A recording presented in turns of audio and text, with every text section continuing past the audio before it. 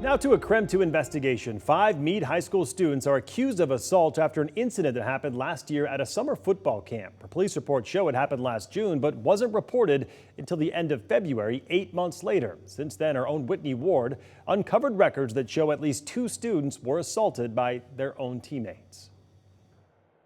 It's been a yearly tradition for the Mead High School football team. Overnight summer camp held at Eastern Washington University. Last year, it took place June 19th through 22nd, students in grades 9 through 12 staying in on-campus dorms.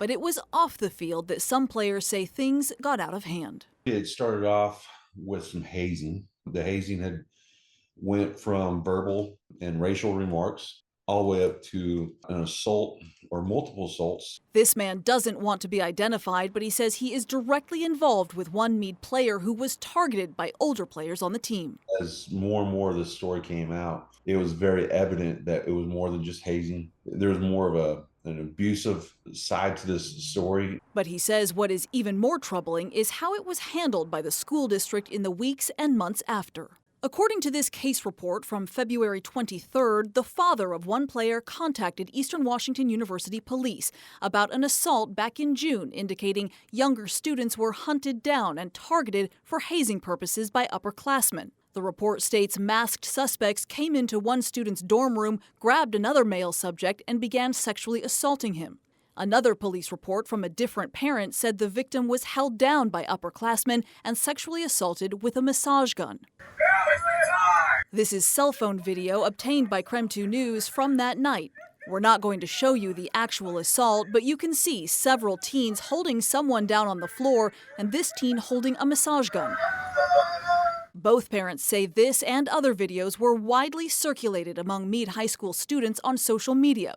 They also both told police it was very probable more victims were also assaulted. But nothing was reported to police until late February, 8 months after the Mead football camp. According to detectives, the Mead High School principal first learned about it on February 20th when social media videos surfaced showing the alleged assault as it happened. Now, authorities tell me the district immediately notified their school resource officer and also launched a Title IX investigation. And shortly after that, the Spokane County Sheriff's Office then took the lead in the criminal investigation.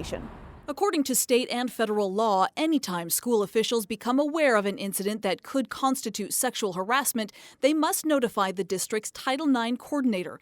The district then has to investigate, and if it finds the harassment did occur, the school must take prompt and effective steps to end the harassment and eliminate the hostile environment.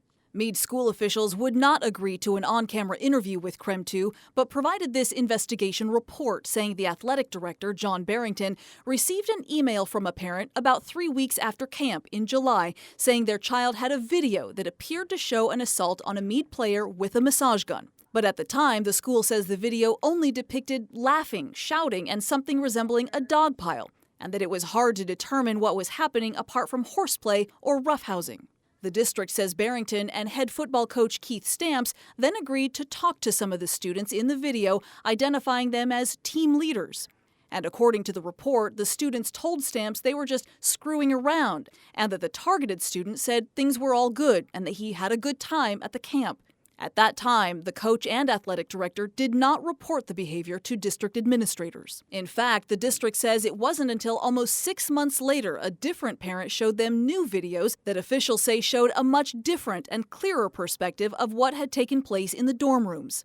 On December 11th, Mead officials say the high school principal was notified about the video amid concerns that what had happened back in June may be bigger than they thought. But then another 2 months went by, and it wasn't until February 20th that Mead says Principal Kimberly Jensen actually viewed those videos and informed the school's resource deputy, who then notified parents of the victims for the first time. Are you concerned about how long it took for the school to notify parents about the video and what they had learned? We're very concerned.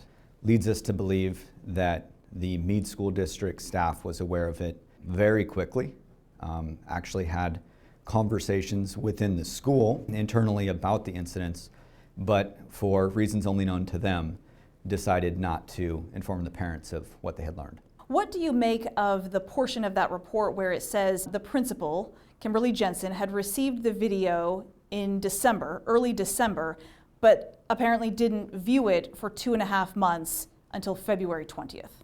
Well, you have to ask, why didn't you view the video if you were provided it? Aren't you concerned when you're getting parents reaching out to you that say that they're concerned about a sexually assaultive incident involving a massage gun that hopefully would raise more of a concern to a principal? Marcus Sweetser is a Spokane attorney now representing two families who say their sons were assaulted during last summer's Mead football camp. He says in addition to that initial assault, the victims have also experienced continued harassment and retaliation by teammates. I can tell you that one of the victims is no longer at Mead High School, and another victim has plans to be moving actually out of state. What does that tell you about how this was responded to? This incident is now a marker in time for this child's entire life going forward, the day that everything changed. And so what that tells me is these concerns were extremely significant and ongoing for these families.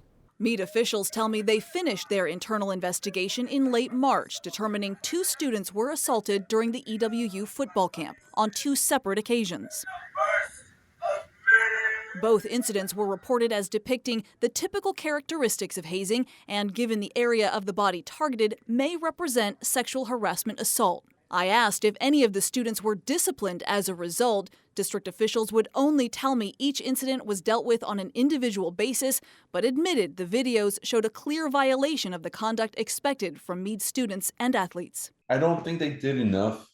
And what I mean by that is when something as serious as this is going on, there needs to be an iron hammer. And so you have to, as a school, have to be able to understand that and have zero tolerance policy. According to investigators, there was probable cause to charge 5 students, all under the age of 18, with 4th-degree assault. They determined there was no evidence of sexual motivation, so they did not pursue charges of sexual assault. And because none of the suspects had a prior criminal history and 4th-degree assault is a gross misdemeanor, they were all referred to a diversion program. That means the kids agreed to certain conditions, and Spokane County Superior Court agreed not to file criminal charges as long as they meet those conditions.